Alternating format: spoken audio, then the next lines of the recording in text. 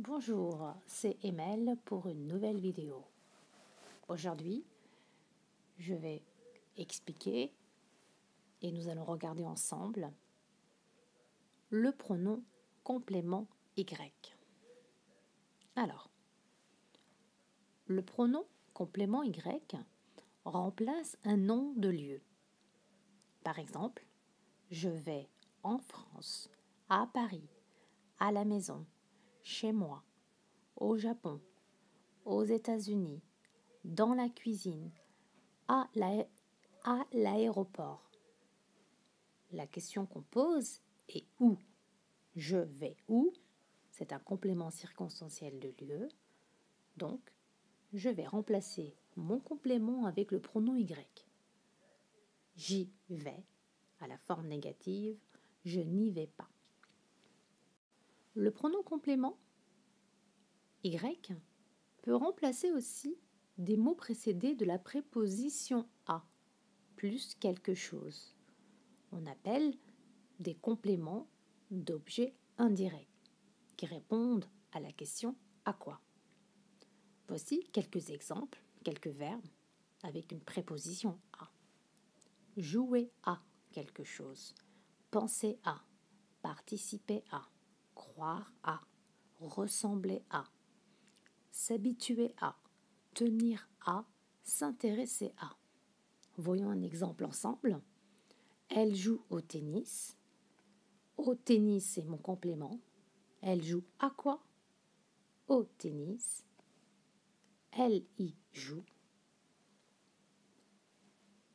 Voyons maintenant la place du pronom complément Y avec des temps simples, comme le présent, l'imparfait par exemple.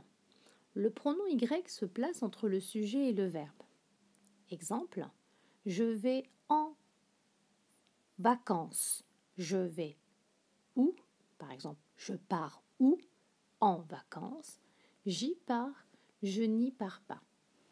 Il allait au cinéma. Il allait où? Au cinéma. Il y allait. Il n'y allait pas. Avec des temps composés, le pronom Y se place entre le sujet et l'auxiliaire être à voir. Par exemple, au passé composé, Emel est allé au concert de Tarkan. Emel est allé où? Au concert de Tarkan. Elle y est allée. Elle n'y est pas allée. Avec deux verbes, le pronom Y se place entre le verbe conjugué et le verbe à l'infinitif. Exemple, je dois aller aux toilettes. Je dois y aller. Je ne dois pas y aller. Au futur proche, c'est la même chose avec deux verbes. Donc le pronom Y se place entre le verbe conjugué et le verbe à l'infinitif. Exemple, il va partir en Italie. Il va partir où? Il va y partir. Il ne va pas y partir. À l'impératif, le pronom Y se place après le verbe à la forme affirmative et avant, c'est-à-dire devant, le verbe à la forme négative. Regardons l'exemple. Va dans ta chambre. Dans ta chambre est mon complément, donc je vais le remplacer. Vas-y. N'y va pas.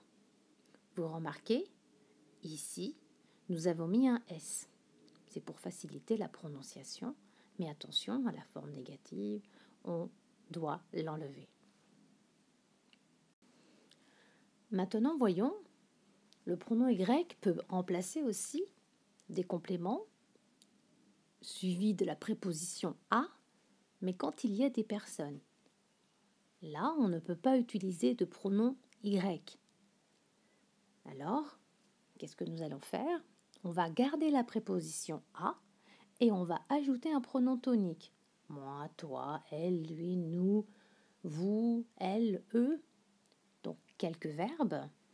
Faire attention à, penser à, s'habituer à, tenir à, s'intéresser à. Voyons un exemple ensemble. Elle fait attention à sa fille. Elle fait attention à qui? Donc, à sa fille, à elle. Donc, je ne peux pas utiliser de pronom complément Y quand il y a des personnes.